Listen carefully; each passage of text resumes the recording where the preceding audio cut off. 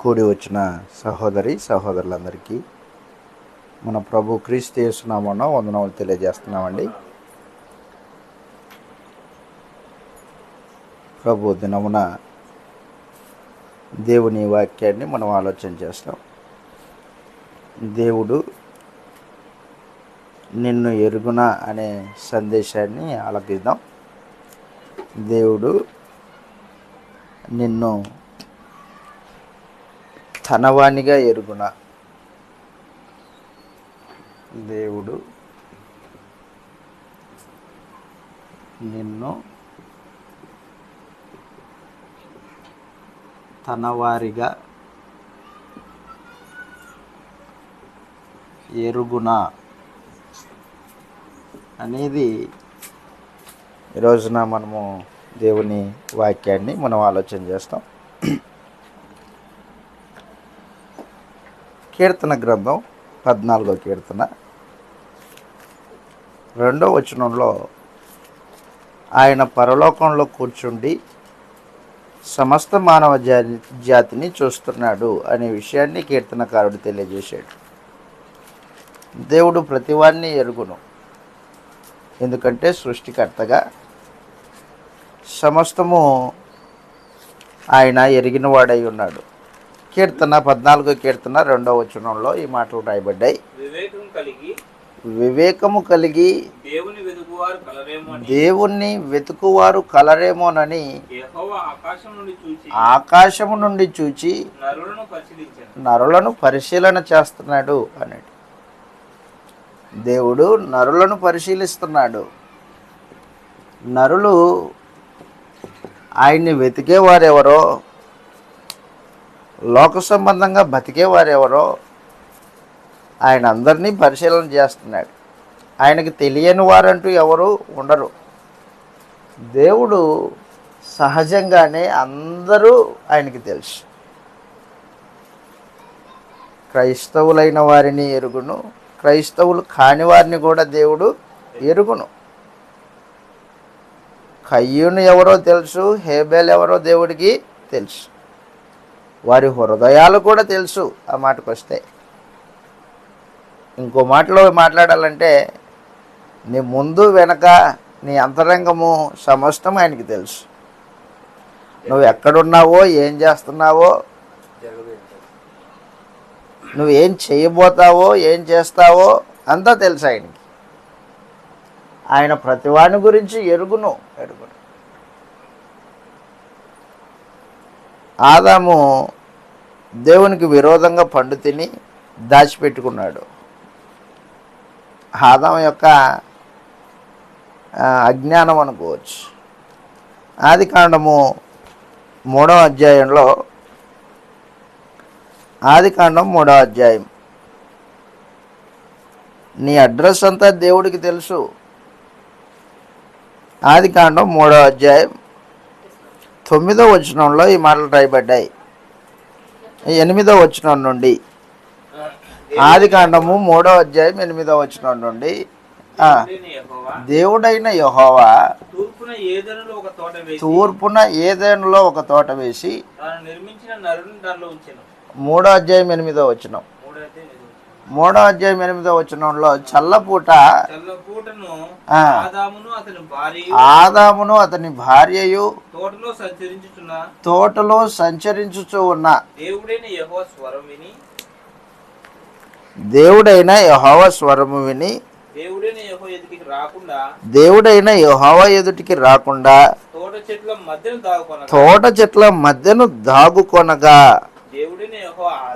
ఆదామును పిలిచి నీవు ఎక్కడున్నావు అని అడిగాడు. అందుకతడు తోటలో నీ స్వరం వినినప్పుడు దిగంబరిగా ఒంటిని గనుక భయపడి దాక్కున్నాను. దేవుని ఎదుట దాక్కున్నాడు మనుషుడు. ఆయనకి తెలియదా నువ్వు ఎక్కడ దాక్కున్నావో?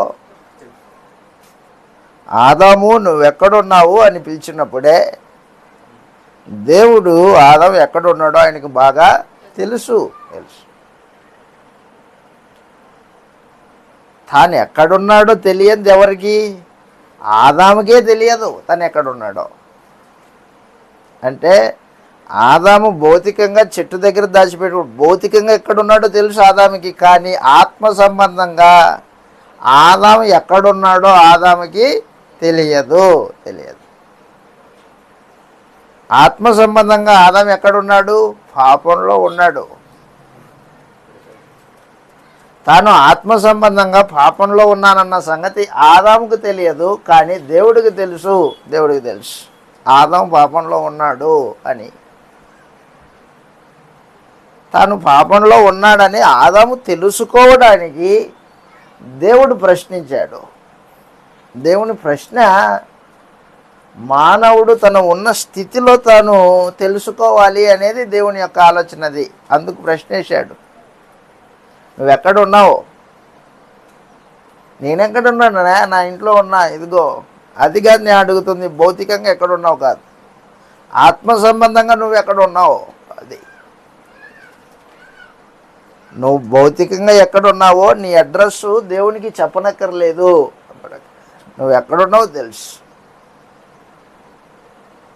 ఆకాశం నుండి దేవదూత వచ్చింది కొర్నేలి ఇంటికి దేవదూత వచ్చి పేతురు ఎక్కడున్నాడో, ఎవని ఇంటిలో ఉన్నాడో పేరుతో సహా అడ్రస్ అంతా చెప్పేశాడు దేవదూత.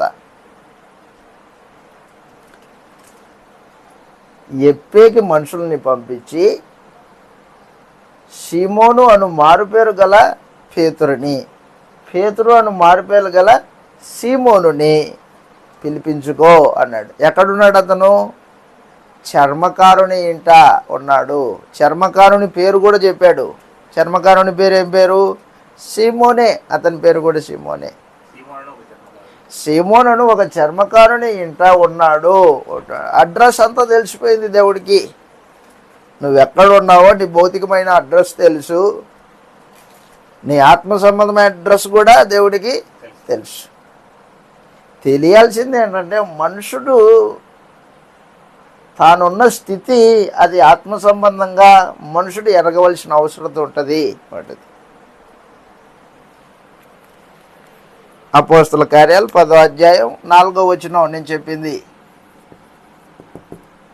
నీ భౌతికమైన అడ్రస్ దేవుడికి తెలుసు, నీ ఆత్మ సంబంధమైన అడ్రస్ కూడా తెలుసు ఆయనకి. అపోస్తల కార్యములు 10వ అధ్యాయము 4వ వచనంలో ఈ మాట రాయబడింది. అతడు దూత వైపు తేరి చూచి భయపడి, కొర్నేలి దూత వైపు తేరి చూచి భయపడి, ప్రభువా ఏమి అని అడిగాను. అందుకు దూత నీ ప్రార్థనలు నీ ధర్మ కార్యక్రమాలు దేవుని సన్నిధికి జ్ఞాపకార్థంగా చేరాయి. నీవు ఎప్పేకు మనుషుల్ని పంపి పేతురు అను మారుపేరు గల సీమోనును పిలిపించుకో. అదిగో పేతురు అను మారుపేరు గల సీమోను పిలిపించుకో. సముద్రపు దరినున్న సీమోను అను ఒక చర్మకారుని యుద్ధం ఉన్నాడని అతనితో చెప్పాను. నీ భౌతికమైన అడ్రస్ ఎక్కడున్నావో దేవుడికి తెలుసు. దేవుడికి తెలియందేముంది? పైపెచ్చు మానవ అంతరంగాలు దేవునికి తెలిసినవే. నువ్వు ఎందుకు ఇక్కడ కూర్చుంటావో, ఎంతసేపు కూర్చుంటావో, తర్వాత ఏం చేస్తావో ఆయనకు బాగా తెలుసు. కీర్తన 139వ కీర్తన 139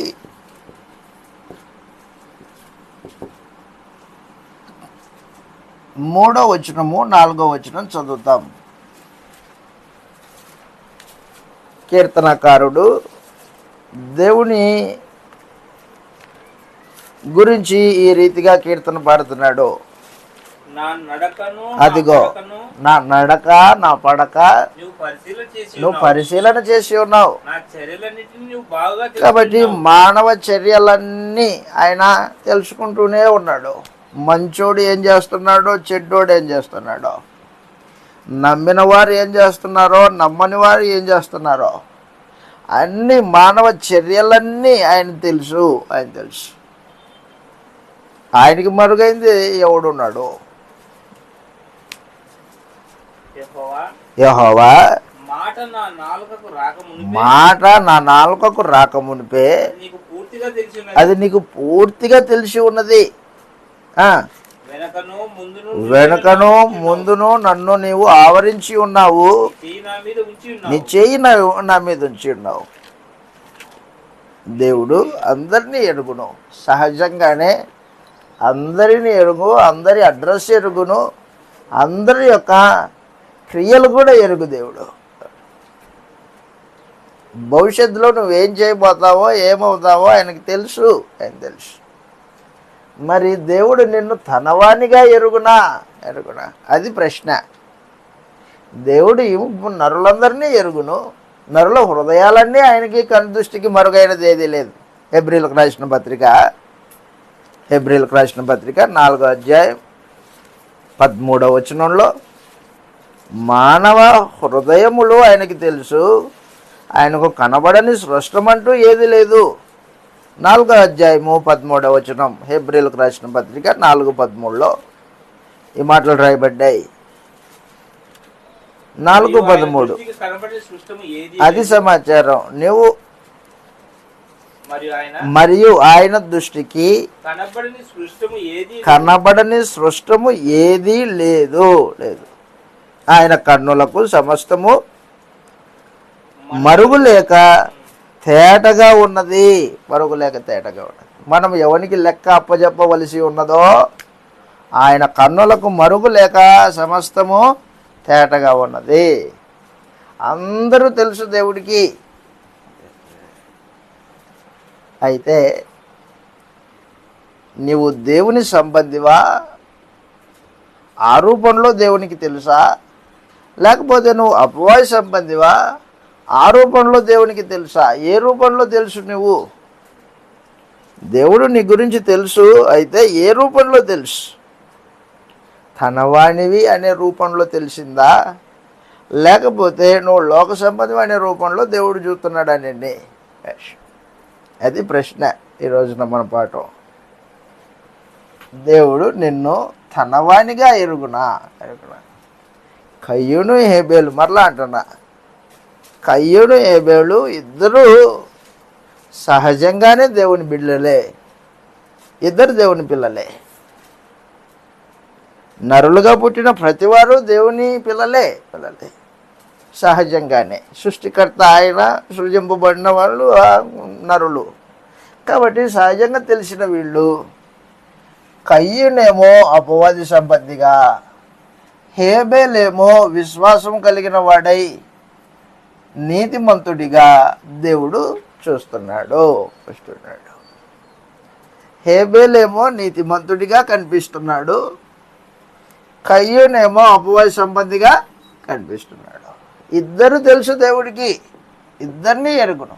అయితే తనవానిగా ఎరిగిన వాడు హేబేలు. ఆ రోజున తనవానిగా ఎరిగిన వాడు హేబేలు. దేవుడు ఎరిగాడు, ఇతడు నావాడు. కయ్యూను అపవాది సంబంధి అని ఎరిగినవాడు. ఇప్పుడు మనము మన జీవితానికి వస్తే మనల్ని దేవుడు తనవానిగా మనల్ని ఎరుగునా? ఈ రోజున మనం తన వారం అవ్వాలంటే ఏం చేస్తే తన వారం అవుతారు? మనం దేవుని సంబంధం చెప్తే సరిపోతుందా? దేవుడు ఫీల్ అవ్వద్దు. దేవుడు చెప్పాలి, వీళ్ళు నా సంబంధులు, నా వారు అని చెప్పాలి. ఎవరైతే దేవుడు నావారు అని చెప్తారో వారు మాత్రమే పరలోకపు ఆహ్వానం. నీవు ఆయన వాడవు కాకపోతే నీకు పరలోకానికి సంబంధం ఉండదు. మరి ఆయన చేత నావారు అని చెప్పించుకోవాలి. నేను నావారు అని చెప్పించుకోవాలంటే ఏం చేస్తే చెప్తాడు ఆయన? ఏం చేస్తే చెప్తాడంటే, మొట్టమొదటి సమాచారం, నీవు క్రొత్త నిబంధన కిందికి వస్తే, క్రొత్త నిబంధన సంబంధివి అయితే దేవుడు నిన్ను తనవానిగా ఎంచుతాడు, నేను నీకు దేవుణ్ణి అని చెప్తాడు. క్రొత్త నిబంధన కిందికి రాకోకుండా నీ భక్తి, నీ ప్రార్థన, నీ జీవితము దేవుడు నిన్ను ఎరిగినట్టు కాదు, తనవానిగా ఎరిగినట్టు కాదు. హెబ్రీలకు రాసిన పత్రిక 8వ అధ్యాయం, హెబ్రీలకు రాసిన పత్రిక 8వ అధ్యాయం 10వ వచనంలో ఈ మాటలు రాయబడ్డాయి. హెబ్రీలకు రాసిన పత్రిక 8వ అధ్యాయం 10వ వచనంలో, మొట్టమొదటిది, దేవుడు నిన్ను తనవానిగా ఎంచాలంటే నువ్వు క్రొత్త నిబంధన సంబంధివై ఉండాలి. ఆ దినములైన తర్వాత హెబ్రీలకు రాసిన పత్రిక 8:10లో, ఆ దినములైన తర్వాత ఇశ్రాయేలు ఇంటి వారితోనూ నేను చేయబో నిబంధన ఏదనగా, వారి మనసులలో ధర్మ విధులు ఉంచెదను. అదనమాట, వారి హృదయముల మీద దాన్ని వ్రాస్తాను. అదిగో దేవుడు చెప్తున్నాడు. ఎవరికి దేవుడు అయ్యా నువ్వు? ఎవరికి దేవుడు అంటే నిబంధన జనులకి దేవుడిని. ఏ నిబంధన? కొత్త నిబంధన. నేను వారి దేవుడినై ఉందును, వారు నాకు ప్రజలై ఉంటారు.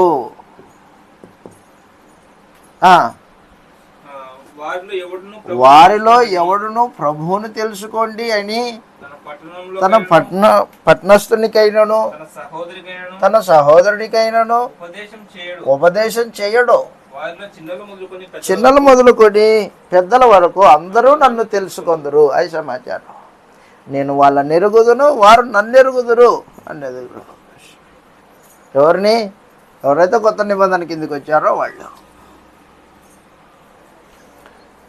ఈ రోజున అనేక మంది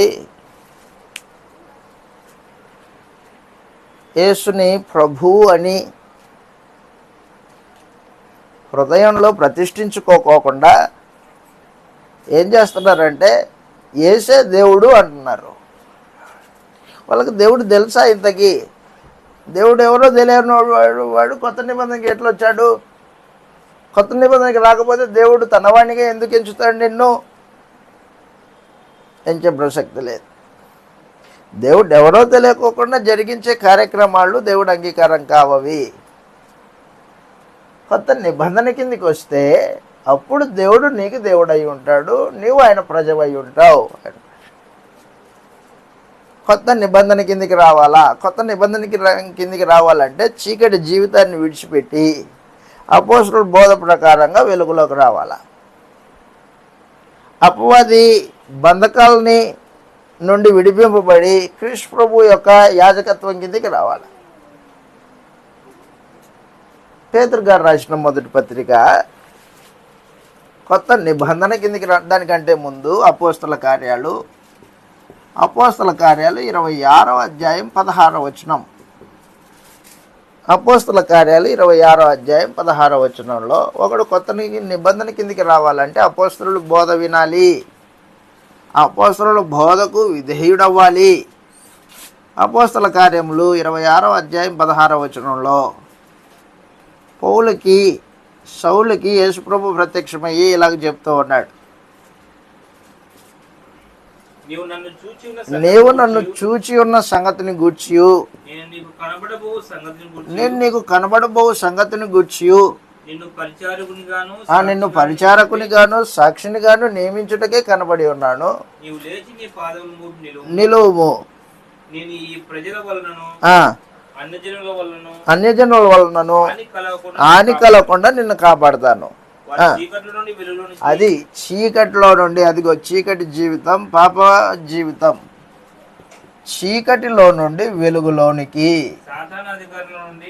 సాతాను అధికారంలో నుండి దేవుని వైపుకు తిరిగి, అదిగో క్రీస్తు ప్రభు నందలి విశ్వాసము చేత పాపక్షమాపణను, పరిశుద్ధపరచబడిన స్వాస్థ్యములో భాగమును పొందునట్లు, అదిగో వారి కన్నులు తెరచుటకై నేను వారి యొద్దకు పంపుచున్నాను అని చెప్పాడు. కాబట్టి అపోస్తలుల బోధ విని చీకటి జీవితాన్ని విడిచిపెట్టి వెలుగులోకి వచ్చిన వాళ్ళు, నీతిగా బతకడానికి తీర్మానం చేసుకున్న వాళ్ళు. అంతేనా అంటే అంతేకాదు. సాతాను అధికారం వారి మీద లేదు. ఇప్పుడు దేవుని అధికారం కిందకి వచ్చారు. వారు పాపక్షమాపణ పొందారు. వారి కొరకు దేవుడు పరలోకపు స్వాస్థ్యాన్ని ఏర్పాటు చేశాడు. అంతేనా అంటే అంతేకాదు, ప్రాముఖ్యమైనది వారు కన్నులు తెరవబడిన వారు. కన్నులు తెరవబడిన వారు. లోకము అపవాది సంబంధమైంది. లోకాన్ని ప్రేమించేవాడు శరీరాశ, నేత్రాశ, జీవపుడంబాన్ని ప్రేమిస్తున్నాడు. వాడు నరకానికి వెళ్ళిపోయే స్థితిలో ఉన్నాడు. క్రీస్తుని అంగీకరించిన వాడు వెలుగు సంబంధి, దేవుని అధికారం కిందికి వచ్చాడు, పాపక్షమాపణ కలిగి ఉంది. భౌతికంగా శరీరాన్ని విడిచిపెట్టినా పరలోకం వెళ్తాడు. ఎందుకంటే దేవుడు వాళ్ళ దేవుడు. ఇలాగూ వ్యత్యాసం తెలిసిన వాడు కొత్త నిబంధన కిందకు వచ్చినవాడు. లోక జీవితానికి పరలోక సంబంధమైన జీవితానికి వ్యత్యాసం తెలిసినవాడు. తెలియకపోతే నిబంధన ఏంటో నీకు అర్థం కాలేదు. స్వార్థపూరితంగా బతికేవాడికి నిబంధన అర్థం కాలా. నిబంధన అర్థం కాకపోతే మరలా బోధించవలసిన అవసరం వచ్చింది. ధనాపేక్ష కలిగి లాభం కొరకు ఆలోచన చేశాడు గారడివాడైన సీమోను ధనాపేక్ష కలిగి ఆ వరం కావాలని కోరుకున్నాడు. అరే, బహు దుర్మార్గతలోను దుష్టత్వంలోనూ ఉన్నట్టు నాకు కనిపిస్తుంది అని చెప్పేశాడు అపోస్తలుడైన పేతురు. వ్యత్యాసం తెలియదా నీకు? కాబట్టి అపోస్తలుల బోధ విని అపోస్తలుల బోధ ప్రకారంగా చీకటికి వెలుగుకి మధ్య తేడా గమనించిన వారు క్రొత్త నిబంధన కిందకి వచ్చిన వాళ్ళు. మనోనేత్రాలు వెలిగింపబడిన వారు కొత్త నిబంధన కిందికి వచ్చినవారు. మనోనేత్రాలు, ఈ మనోనేత్రాలు వెలిగింపబడిన వారు దేవుని ప్రజలు. దేవుడు వారికి దేవుడై ఉంటాడు. పేతురు గారు రాసిన మొదటి పత్రిక 2వ అధ్యాయం 9వ వచనంలో ఈ మాట రాయబడింది. పేతురు గారు రాసిన మొదటి పత్రిక 2వ అధ్యాయం 9వ వచనంలో కొత్త నిబంధన కిందకి వచ్చిన వాళ్ళు దేవుని ఆశ్చర్యకరమైన వెలుగులోకి వచ్చారు. పేతురు గారు రాసిన మొదటి పత్రిక 2వ అధ్యాయం 9వ వచనంలో ఈ మాట రాయబడింది. అయితే మీరు అదిగో చీకట్లో నుండి ఆశ్చర్యకరమైన తన వెలుగులోనికి మిమ్మల్ని పిలిచిన వాని గుణాతిశయములను ప్రచురం చేయు నిమిత్తము ఏర్పరచబడిన వంశమును, రాజులైన యాజక సమూహమును, పరిశుద్ధ జనమును, దేవుని సొత్తైన ప్రజలనై ఉన్నారు. ఒకప్పుడు ప్రజగా ఉండక ఇప్పుడు దేవుని ప్రజ అయితిరి. ఒకప్పుడు కనికరింపబడక ఇప్పుడు కనికరింపబడిన వారైతిరి. ప్రియులారా, సమాచారం చాలు. ఒకప్పుడు దేవుని ప్రజ కాదు, ఇప్పుడు దేవుని ప్రజ అయ్యారు. ఒకప్పుడు దేవుణ్ణి ఎరగని వాళ్ళు ఇప్పుడు దేవుణ్ణి ఎరిగారు.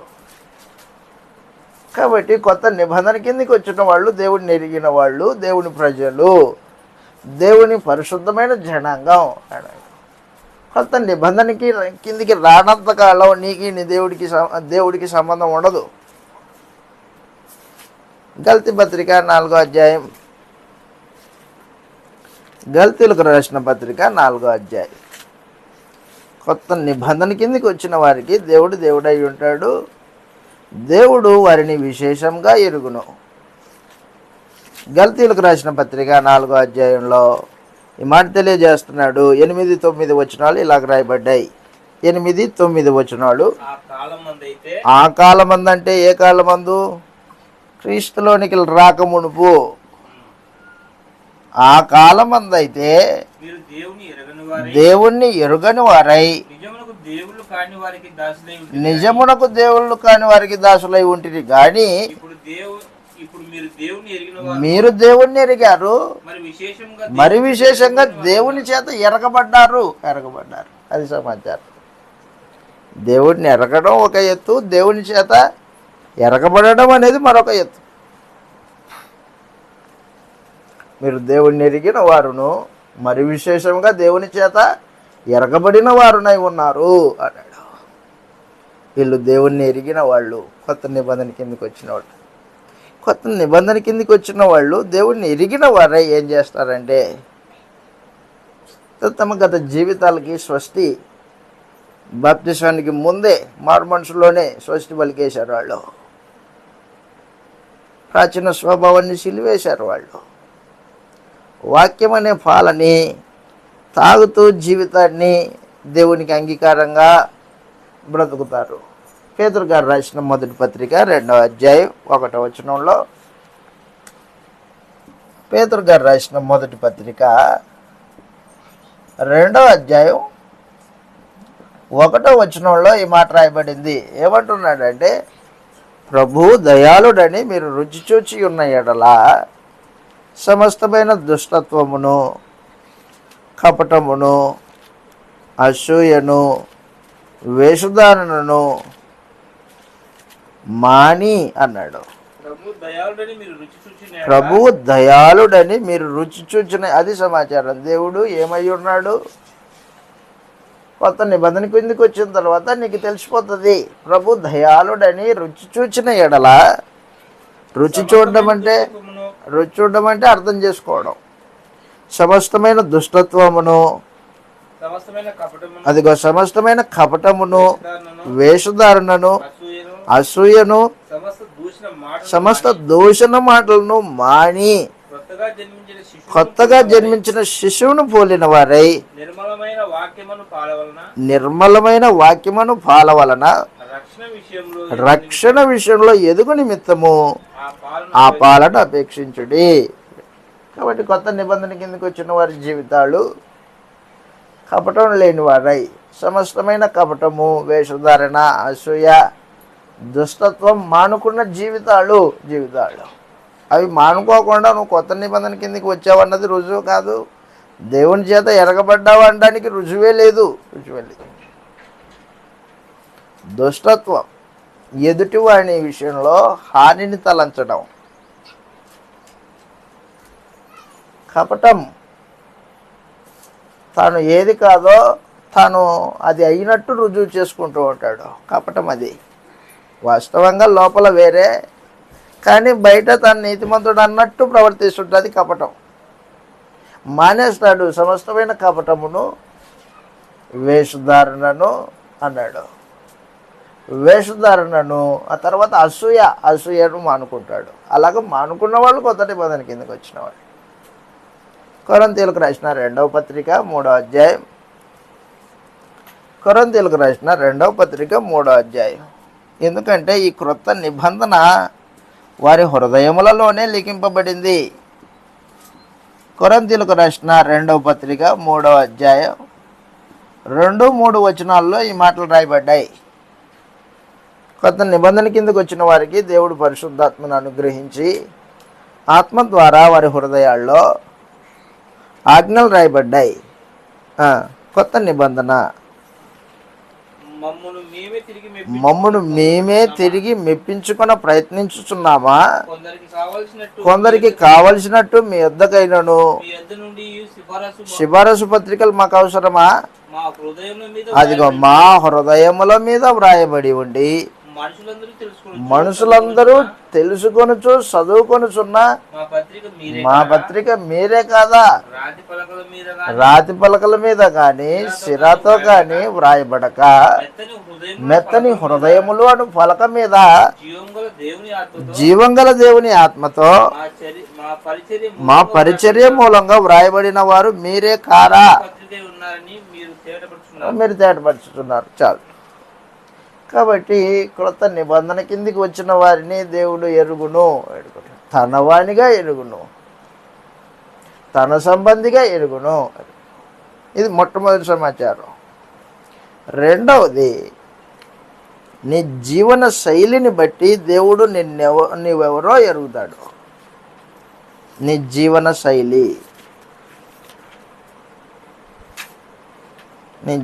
శైలి, నీవు దేవుని వాడవా కాదా అనేది తెలియజేస్తూ ఉంటుంది. హెబ్రీయులకు రాసిన పత్రిక 11వ అధ్యాయం,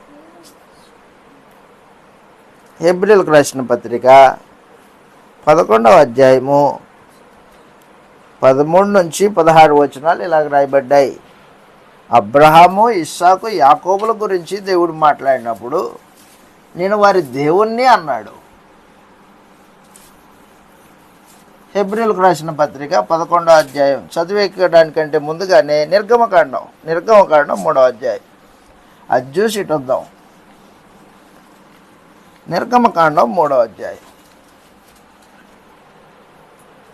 3వ అధ్యాయము 16వ వచనంలో దేవుడు నీవు వెళ్ళి ఇశ్రాయేలు పెద్దలను పోగు చేసి, నిర్గమకాండము 3వ అధ్యాయం 16వ వచనంలో మోషే నువ్వు వెళ్ళి ఇశ్రాయేల్ పెద్దలను పోగు చేసి మీ పితరుల దేవుడైన యెహోవా. ఎవరి దేవుడు? మీ పితరుల దేవుడు. ఎవరు మీ పితరులు అనగా యెహోవా అనగా అబ్రహాము, ఇస్సాకు, యాకోబుల దేవుడు నాకు ప్రత్యక్షమై ఇలాగ చెప్పాడు, నేను మిమ్మును ఐగుప్తులో మీకు సంభవించిన దాన్ని నిశ్చయంగా చూచితిని. ఇస్తాడు. కాబట్టి పితరుల దేవుడు అబ్రహాము, ఇస్సాకు, యాకోబుల దేవుడు. ఈ అబ్రహాము, ఇస్సాకు, యాకోబులు భూమి మీద వారి జీవన శైలి ప్రత్యేకమైన జీవన శైలి. ఎంత ప్రత్యేకమైందే అంటే మనుజాశలు లేని జీవితాలు వీళ్ళవి. మనుజాశలు ఉండవు వీళ్ళకి. మనుజాశలు అంటే మరలా అంటున్నా, మనుజాశలు అంటే ధనాపేక్ష లేని జీవిత విధానము. తన శరీర సంబంధమైన సుఖభోగాల కోసము ఆలోచన చేసుకోనని జీవితాలు. ఉన్నవాటితో సంతృప్తి చెంది దేవుని మీద ఆధారపడిన జీవితాలు. అబ్రహాం, ఇస్సాకు, యాకోబు. నేను వాళ్ళ దేవుణ్ణి. ఇశ్రాయేలులారా మీ దేవుణ్ణి అని చెప్పలా. మోషే నీ దేవుణ్ణి, అబ్రహాము, ఇస్సాకు, యాకోబు దేవుణ్ణి ఆశీర్వదించారు. అంటే వీళ్ళ దేవుణ్ణి అని దేవుడు చెప్పుకోవడంలో ఆయన సిగ్గుపడడు. ఎందుకు సిగ్గుపడ్డాడు అంటే వారి జీవన శైలి భూమి మీద ఉన్న వాళ్ళకంటే ప్రత్యేకమైన జీవిత విధానం కలిగిన వాళ్ళు. ఎంతున్నా దాని మీద ఆశ లేని జీవితాలు వీళ్ళవి. అబ్రహాంకి ఎంత ఉంది? అబ్రహాంకు ఉన్నది బహు ఆస్తి, బహు పశు సంపద ఉంది అబ్రహాంకి. కానీ దాని మీద ఆశ లేదు. దేవుడు ఆయన ఉన్న లోకంలో నాకు ఒక ప్లేసు, ఒక స్థలం, దాని మీద ఆశ ఉంది అబ్రహాంకి. భూమి మీద నేను పరదేశిని, యాత్రికుణ్ణి అనే భావన కలిగిన వారు. పరదేశి, యాత్రికుడు. ఈ భావన నీకు లేకపోతే దేవుడు నిన్ను తన వానిగా ఎరిగినట్టు లెక్క కాదు. హెబ్రీయులకు రాసిన పత్రిక 11వ అధ్యాయం 13వ వచనం. హెబ్రీయులకు రాసిన పత్రిక 11వ అధ్యాయం 13వ వచనం నుండి 16వ వచనం వరకు చదువుతాం. 13వ వచనం నుండి 16వ వచనం వరకు ఇలాగ తెలియజేస్తూ ఉన్నాడు. హెబ్రీ రచయిత అబ్రహాము, ఇస్సాకు, యాకోబుల గురించి మాట్లాడినప్పుడు వారు విశ్వాస వీరులు. ఎంత విశ్వాస వీరులు అంటే చెప్తున్నాడు 13వ వచనంలో, వీరందరూ ఆ వాగ్దానమున ఫలము అనుభవింపకపోయినను దూరం నుండి చూచి, అయా కనాను దేశమా, మా పిల్లలకి ఇస్తావు కదా 4వ తరాన్ని, వాళ్ళకి ఇచ్చేయి. దూరం నుండి చూసి వందనం చేసి తాము భూమి మీద పరదేశులము, యాత్రికులమని ఒప్పుకొని విశ్వాసం గల వారే మృతి పొందిరి. మాది ఏది స్థిరం? ఇక్కడ మేమే స్థిరం కాదు. మాకేం స్థిరంగా లేదు. ఇక్కడ మేము వెళ్ళిపోతాం. పరదేశంలో యాత్రికులం, యాత్ర చేయడానికి వచ్చాం. నేను ఇంటర్మీడియట్ చదివేటప్పుడు పక్కనే బుడగ జంగాల వాళ్ళు ఉండేవాళ్ళు. బుడగ జంగాల వాళ్ళు ఎలాంటి మిద్దెలు కట్టుకోరు. వాళ్ళు ఏం చేశారంటే ఒక పెద్ద బొంగులతో ఒక పెద్ద ఇట్లా గూడులాగా అల్లుకుంటారు. అల్లుకొని దాని మీద బట్టలు పేర్చుకుంటారు. బట్టలు పెట్టుకొని కింద మనలాగా ఇలాగ సిమెంట్ అలుకు ఉండదు, నేలే ఉంటుంది. దాని కడపానికి ఇప్పుడు అలా ఏమి ఉండవు, గుమ్మము ద్వారాలు ఏమి ఉండవు, ఏకంగా ఉంటుంది. అలా బతుకుతారు. నేను ఇంటర్మీడియట్ చదివితే నాకు తెలియదు ఇంత లోతుగా వాళ్ళు ఎందుకు అలా బతుకుతారబ్బా అని తెలియదు. కానీ నాకు డిగ్రీ చదివిన తర్వాత ఇదిగో ఈ మాటలు వింటూ ఉన్నప్పుడు అర్థమైంది, ఓహో యాత్రికులు అన్నమాట వాళ్ళు. ఉంటే ఇక్కడ ఒక 15 రోజులు ఉంటారు, లేదా నెల రోజులు ఉంటారు, మరలా నెల రోజులు వేరే ఊరికి వెళ్ళి వ్యాపారం చేసుకుని ఏదో పని చేసుకుంటారు. ఇలాగ ఊళ్ళు తిరుగుతారు కాబట్టి స్థిరమైన నివాసం ఉండదు. ఆ రాగా జీవితాన్ని కొనసాగించిన వాడు అబ్రహాం, ఇస్సాకు, యాకోబు. అంతున్న మేడ కట్టుకోలేడా? ఏం కోట కట్టుకోలేడా అబ్రహాము? ఒక కోట కట్టుకోలేడా? కనాను దేశమే తనదిగా దేవుడు ఇస్తే ఒక కోట కట్టుకోవచ్చు కదా. దాంట్లోని దావీదు కోట కట్టుకున్నాడు, ఆ రీతిగా కట్టుకోవచ్చు కదా. లేదు. భూమి మీద మేము పరదేశులము, ఈ దేశం మాది కాదు, పరాయి దేశం, యాత్రికులం మేము. మా దేశం అది, యాత్ర చేయడానికి వచ్చినాం. ఆత్మ ప్రయాణము ఎరిగిన వాళ్ళు అబ్రహాం, ఇస్సాకు, యాకోబులు. దేహ ప్రయాణం కాదు. దేహ ప్రయాణానికి ప్రతివాడు సిద్ధపడతాడు. అంటే ఒక ఊరు నుంచి ఒక ఊరికి వెళ్ళడానికి సిద్ధపడతాడు మనుషుడు. కానీ ఆత్మ ప్రయాణానికి సిద్ధపడిన వాడు ఎవడు ఉంటాడు? ఆత్మ ప్రయాణానికి సిద్ధపడిన వాడు దేవుడిని ఎరిగిన వాడైతేనే. అరే నేను ఈ మట్టి గూడులో ఉన్నాడు, ఈ మట్టి గూడుని ఏదో ఒక రోజున నేను విడిచిపెట్టాల్సిందే. కాబట్టి ఏం సంపాదించినా, ఈ దేహానికి ఏం చేసినా విడిచిపెట్టేదే కదా. కాబట్టి స్థిరంగా ఉండేదానికోసం ఆశ కలిగి, ఆలోచన కలిగి, నిరీక్షణ కలిగి బతుకుతాడు. ఆ రోజున అబ్రహాం అది చేశాడు. చదువుతాం 14వ వచనంలో, హెబ్రీయులకు రాసిన పత్రిక 11వ అధ్యాయం 13వ వచనంలో, భూమి మీద పరదేశులము, యాత్రికులము అని ఒప్పుకొని విశ్వాసం గలవారై మృతి పొందిరి. అయితే అదిగో ఇలాగ చెప్పేవాళ్ళు, ఇలాగ చెప్పేవాళ్ళు మీకు కనిపించారా? ఇలా చెప్పేవాడు కనిపిస్తే లోకం ఏమంటది? వరే నువ్వు రోడివిరా అంటది.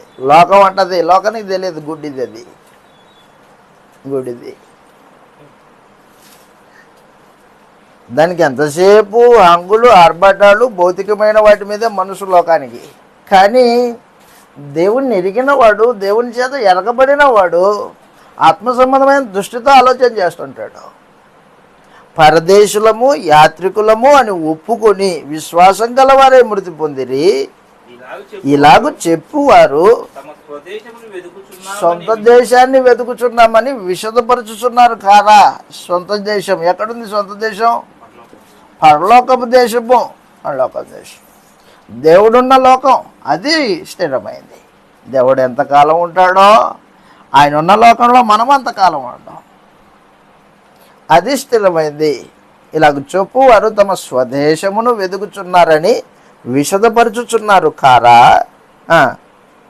వారు ఏ దేశం నుండి వచ్చిరో ఆ దేశమును జ్ఞాపకం ఉంచుకున్న ఎడల మరలా వెళ్ళుటకు వారికి వీలు కలిగి ఉండును. మరీ శ్రేష్టమైన దేశమును అనగా పరలోక సంబంధమైన దేశమును కోరుచున్నారు. అందుచేత అదిగో ఆయన వారి దేవుడిని అనిపించుకొనుటకు సిగ్గుపడు. వీళ్ళ దేవుడిని నేను, నా అడ్రస్ వీళ్ళ నుండి అని చెప్పేసాడు. అయ్యా నువ్వెవరండి అంటే, నేనెవరా? ఇదిగో మీ పితరుల దేవుడిని, నా అడ్రస్ మీ పితరుల దగ్గర నుంచి నీకు అర్థం కావాలంటే అన్నాడు మోషేతో.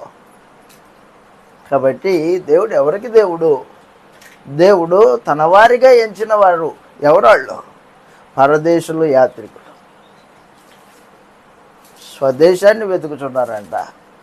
భూమి మీద ఉండి పరలోకాన్ని వెతికిన జీవన శైలి కలిగిన వారు అబ్రహాం, ఇస్సాకు, యాకోబులు. పేతురు గారు రాసిన మొదటి పత్రికలో అపోస్తలుడైన పేతురు కూడా క్రైస్తవులను ఉద్దేశించి ఈ మాటలు తెలియజేశాడు.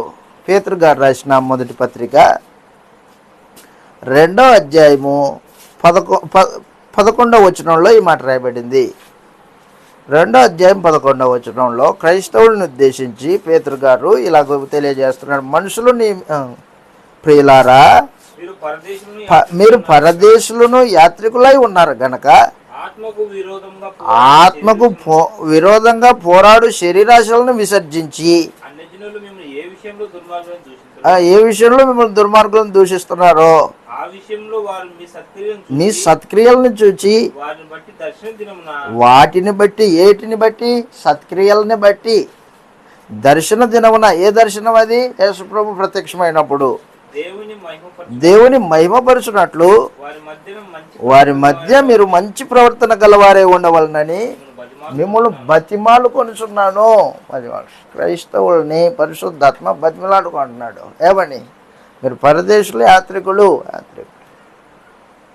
ఆ రోజున క్రైస్తవులు పేతురు గారి ఉత్తరం రాసే సమయానికి క్రైస్తవులు రోమా సామ్రాజ్యం అంతా చెదిరిపోయారు. ఆ చెదిరిపోయిన వారికి చెప్తున్నాడు సందేశం. మీరు పరదేశులు, యాత్రికులై ఉన్నారు కాబట్టి మీరేం చేస్తారంటే మీ ప్రవర్తన జాగ్రత్త. మీ ప్రవర్తన జాగ్రత్తగా చూసుకోవాలంటే మొట్టమొదటిగా మీ పోరాటము మీ శరీరాలతో ఉండాలా అన్నాడు. శరీరాలతో పోరాటం చేయాలా పరదేశీ యాత్రికుడా. ఎందుకు శరీరంతో ఎందుకు పోరాటం? నీ శరీరము లోకాన్ని ఆశిస్తూ ఉంటుంది, లాక్కొలుతుంది నిన్ను. కాబట్టి ఆత్మకు విరోధంగా నడిపింపబడే శరీరాశల్ని నువ్వేం చేస్తూ ఉండాలా? చంపుతూ ఉండాలా. ఏ శరీరాశ అయినా నీ ఆత్మను జయించి లాగేసుకుంది అనుకో, ఇంక అయిపోయింది, నీకు యాత్ర లేదు. యాత్ర వేరే బస్ ఎక్కాల్సి వస్తుంది. వేరే బస్ ఏంటి? నరకం బస్సు, ఇంకేం లేదు.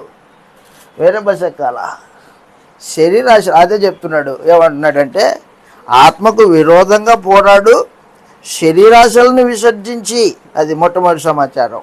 రెండవది, అన్యజనులు మిమ్మల్ని ఏ విషయంలో దుర్మార్గులని దూషిస్తున్నారో ఆ విషయంలో వారు మీ సత్క్రియలను చూచి మీరేం చేయాలా? పరదేశుల యాత్రికులు కాబట్టి జీవన శైలి సత్క్రియలు చేయాలా. ఈ సమాచారం. సత్క్రియలు అన్యజనుల ఎదుట జరిగించినప్పుడు రేపొద్దున యేసుప్రభు ప్రత్యక్షమైనప్పుడు ఈ సత్క్రియలు మీకు సాక్ష్యంగా ఉంటాయి. దేవుడిని మహిమపరిచే కార్యక్రమాలు ఉంటాయి అని చెప్పేసి. కాబట్టి పరదేశులు యాత్రికుల యొక్క జీవన విధానం. పరదేశీ యాత్రికుడు ఒక చోట స్థిరంగా ఉండేవాడు కాదు. మూటముళ్ళు వెనకే ఉంటుంది. ఏమయ్యా ఇంత మూటముళ్ళు వేసుకున్నావు? యాత్ర చేసేటట్టు ఉండండి అంటాడు. యాత్ర చేసేవాడికి ఎక్కువ సామాన్లు ఉండవు. యాత్ర చేసేవాడికి ఎక్కువ ఒక తప్పాలు ఉంటుంది, ఏదో గ్యాస్ చిన్నది ఉంటుంది, పోతుంటాడు వెంట పెట్టుకొని. అన్ని బీరువాళ్ళు ఇవన్నీ వేసుకొని పోడు, యాత్ర చేసుకోడు. అవి ఎక్కడో ఉంటాయి. తాను మాత్రం 4 అంగీలు 4 ప్యాంట్లు లేదా అవసరానికి తగ్గట్టు పెట్టుకుంటాడు, సంచిలో పోతుంటాడు. యాత్ర. ఆ రీతిగా జీవిత విధానాన్ని గడిపినవాడు అబ్రహాము, ఇస్సాకు, యాకోబులు. నేడు మనం అలాంటి జీవన విధానం కలిగి ఉండవలసిన అవసరం ఉంటుంది. ఏది స్థిరంగా ఉండదు.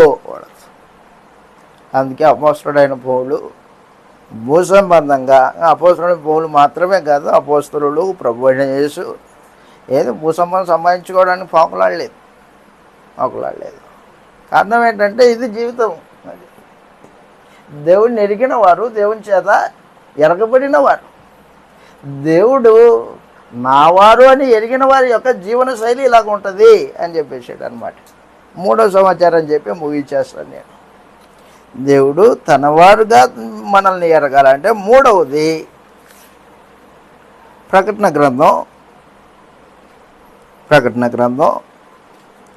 21వ అధ్యాయం 7వ వచనంలో, ప్రకటన గ్రంథం 21వ అధ్యాయం 7వ వచనం.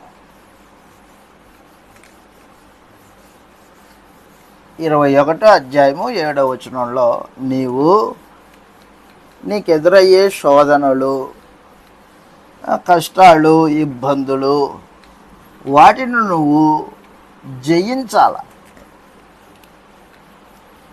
అలా జయించిన వాడికే దేవుడు దేవుడై ఉంటాడు. ప్రకటన గ్రంథము 21వ అధ్యాయం 7వ వచనంలో జయించువాడు వీటిని స్వతంత్రించుకొనును. జయించువాడు వీటిని స్వతంత్రించుకొనును. నేను అతనికి దేవుడినై ఉన్నాను. అదిగో ఎవరికి దేవుడు? దేవుడు జయించువాడు. జయించువానికి. జయించువానికి. జయించువాడు. వేటిని జయించేవాడు వీడు? శరీర సంబంధంగా శత్రువుని జయించిన వాడు కాదు. శరీర సంబంధమైన ఆయుధాలు లేకపోయినా ఆత్మ సంబంధమైన ఆయుధాలు కలిగి శోధనను జయించినవాడు, పాపాన్ని జయించినవాడు, శరీరాన్ని జయించినవాడు, సాతానుని జయించినవాడు, కోరికలని జయించినవాడు, కోరికలను జయించినవాడు, విశ్వాసంతో లోకాన్ని జయించినవారు.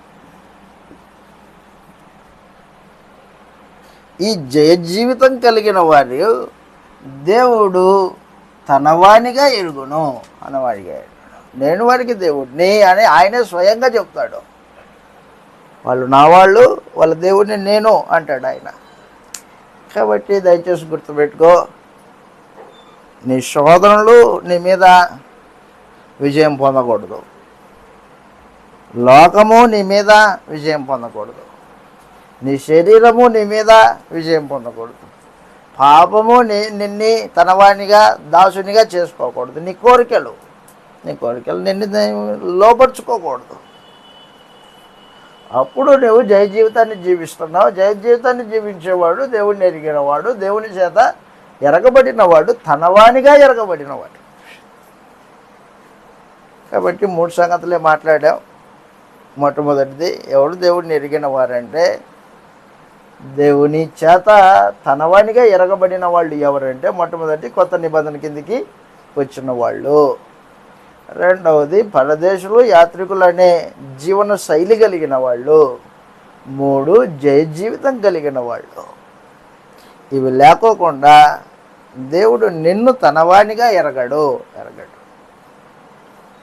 ఇవి కలిగి దేవుని చేత ఎరగబడిన వారమై, తనవారిగా ఎరగబడిన వారమై జీవితాన్ని కొనసాగించవాలని ప్రేమతో మీకు మనవి చేస్తూ నన్ను హెచ్చరించుకోవచ్చు. మిమ్మల్ని హెచ్చరిస్తూ ఈ మాటలు ఇంతటితో ముగిస్తున్నాను. మీ అందరికీ వందనములు.